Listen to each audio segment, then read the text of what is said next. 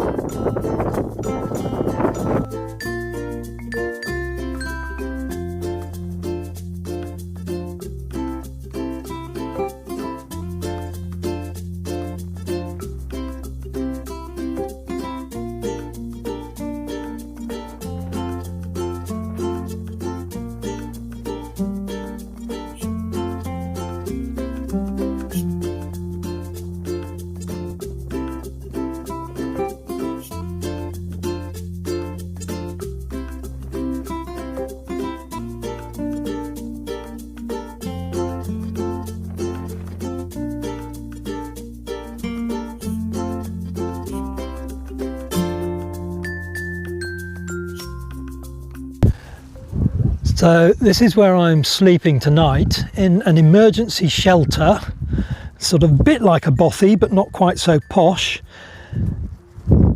and I'm sharing it with 2 Archies and Caroline. So this is the inside.